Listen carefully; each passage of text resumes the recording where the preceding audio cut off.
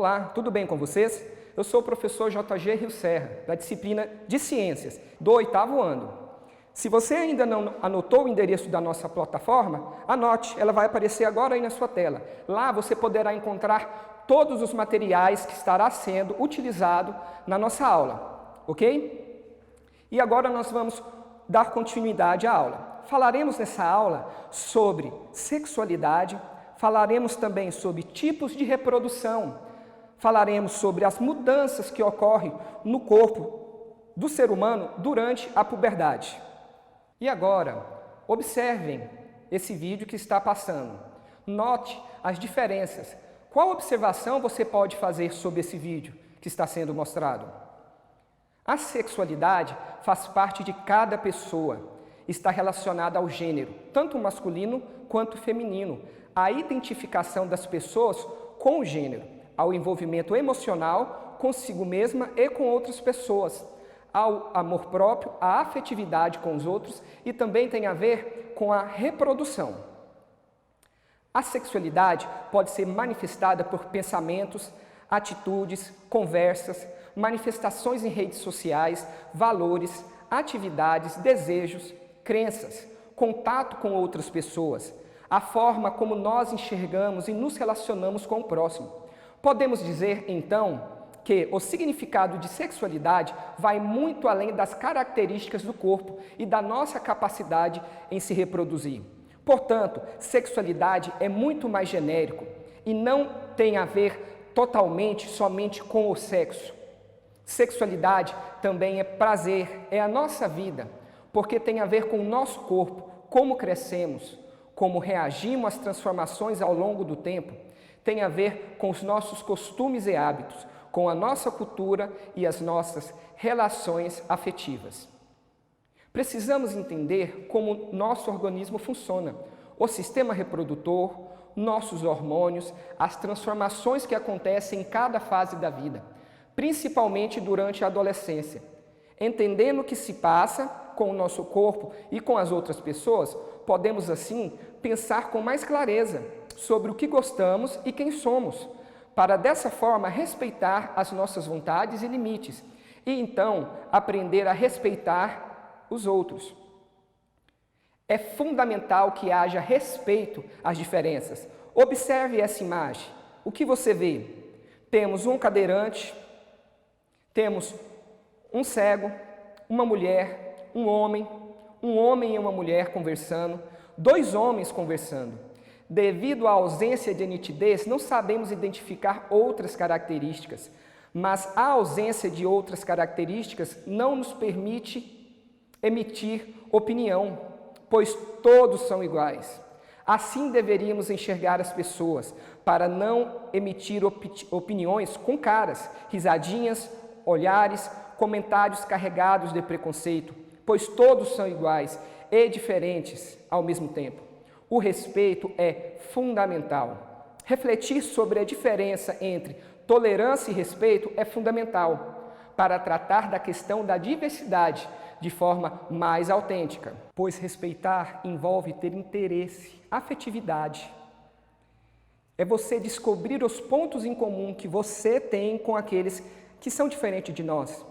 E isso pode gerar relações de amizades importantes no nosso meio social. Pois respeitar o próximo envolve ter interesse, empatia pelos que são diferentes de nós e até mesmo pode gerar grandes amizades e afinidades com outras pessoas. Já a tolerância, não há diálogo, ela promove relações assimétricas, sem afetividade, sem boa comunicação, totalmente diferente do respeito, aonde há necessidade de haver um bom diálogo, uma boa comunicação, para que dessa forma todos se entendem. Refletir sobre a diferença entre respeito e tolerância é fundamental para que tenhamos soluções assertivas e corretas e dessa forma venhamos a evitar conflitos que o fato de vivermos num mundo diferente pode causar. É preciso superar os conceitos de tolerância e investir em novos meios de relacionamento, em novos métodos de relacionamento, para que dessa forma nós venhamos a viver num mundo, numa sociedade mais justa e de equidade, ok? Pessoal, é necessário que nós venhamos a entender a diferença entre duas palavras e entender a necessidade de se praticar uma e evitar outra. Vamos falar de tolerância e respeito. Você tolerar o próximo, tolerar o colega, é simplesmente você saber conviver com ele. Mas isso não gera afetividade, isso não gera diálogo e torna-se mais difícil resolver situações de conflito ou de divergência. Já o respeito, não. O respeito é ao contrário.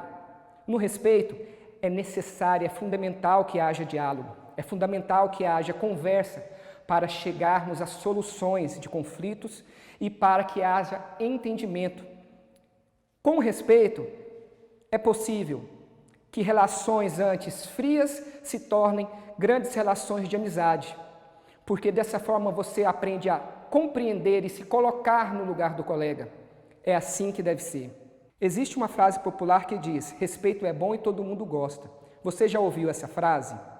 Você acha que é preciso respeitar primeiro para ser respeitado? Ou ser respeitado para depois respeitar as pessoas? Alguns momentos fomos desrespeitados nos nossos direitos. Isso foi bom? Será que ser respeitado é bom? Se for, vamos respeitar primeiro e terá momentos que você respeitará e não será respeitado. Uma das características que melhor distingue os seres vivos da matéria bruta é sua capacidade de reprodução. É através da reprodução que cada espécie garante a sua sobrevivência. Portanto, a reprodução tem como principal função evitar a extinção de uma espécie. Existem dois tipos de reprodução: a reprodução assexuada e a reprodução sexuada.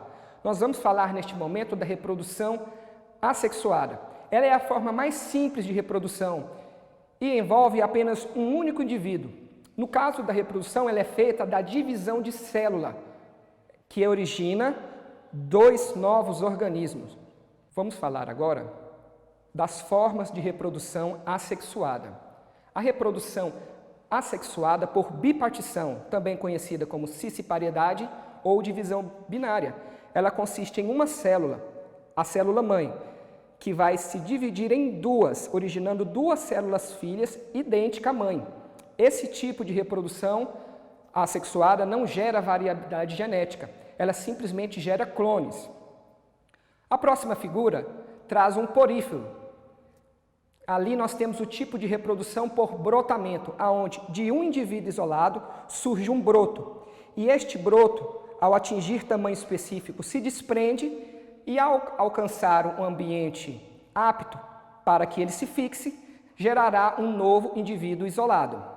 Dentro da reprodução assexuada, também temos a reprodução por propagação vegetativa.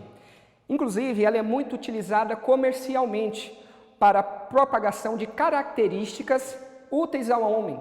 Se sua avó ou se você tem alguma árvore frutífera que você gosta muito, um modo de fazer é a propagação vegetativa. É aquelas chamadas mudas que nós fazemos de algo, de alguma planta ou alguma árvore que nós gostamos. Dessa forma, você pega a muda tendo em vista que deve ser necessária a manutenção da gema, pois é ela que dará origem a um novo indivíduo, a um novo ser vivo. Vamos falar agora da reprodução sexuada. A reprodução sexuada ela é muito mais complexa do que a reprodução assexuada, sendo sua principal característica a participação dos gametas. Quem são os gametas? Os gametas nada mais são do que as células reprodutivas. No homem, o espermatozoide, na mulher, o óvulo. Nessa reprodução estão envolvidos geralmente dois indivíduos de cada espécie. Um produz um gameta masculino e outro gameta feminino. E por que nós dizemos geralmente? Porque existem indivíduos hermafroditas. O que significa hermafrodita? Possui os dois sexos. Esses indivíduos podem realizar um tipo de reprodução chamada autofecundação, aonde o espermatozoide de um indivíduo fecunda o óvulo deste mesmo indivíduo. Isso chama-se autofecundação. Vamos falar agora sobre fecundação. O que é fecundação? Fecundação nada mais é do que a união de gametas, e ela dá origem à célula ovo, chamada também de zigoto. Zigoto é a primeira célula do ser humano, e a partir do zigoto, do processo de diferenciação celular, teremos a origem de um novo indivíduo. Nesse tipo de reprodução, há grande variabilidade genética, e isto é muito importante. Por isso, a reprodução sexuada é considerada mais evoluída que a reprodução assexuada. Na reprodução sexuada, existem seres vivos com fecundação interna ou externa. Na fecundação interna, o espermatozoide é colocado dentro do corpo da fêmea da espécie. O espermatozoide é colocado lá dentro. E geralmente, nessas espécies que realizam fecundação interna, há um órgão copulador, que no caso dos mamíferos é o pênis. Essa reprodução também é considerada um pouco mais evoluída, pois como o filho está dentro da mãe, ele tem a sua segurança mais garantida. Já na fecundação externa, o macho e a fêmea liberam tanto o espermatozoide quanto óvulos no meio ambiente. Mas lembrando que a fecundação externa geralmente ocorre em ambientes muito úmidos ou aquático, pois há a necessidade de que o espermatozoide nade para encontrar o óvulo. Se for em ambientes muito secos, esse tipo de reprodução fica inviável. Exemplos de animais que realizam fecundação externa são os peixes, sapos e rãs. Agora vamos compreender qual a importância biológica da reprodução sexuada. Vamos falar agora sobre qual a importância biológica da reprodução sexuada. A principal importância da reprodução sexuada é a variabilidade genética. Imagine só um mundo em que você sai para fora de sua casa e todo o rosto que você vê é como se fosse um espelho, simplesmente clones. É assim que é a reprodução assexuada. Portanto, a variabilidade genética tem fundamental importância, inclusive no processo evolutivo das espécies. Neste próximo slide agora, vocês verão quais são as vantagens e desvantagens de cada tipo de reprodução, tanto da sexuada quanto da assexuada. Bom, pessoal, nossa aula está chegando a fim.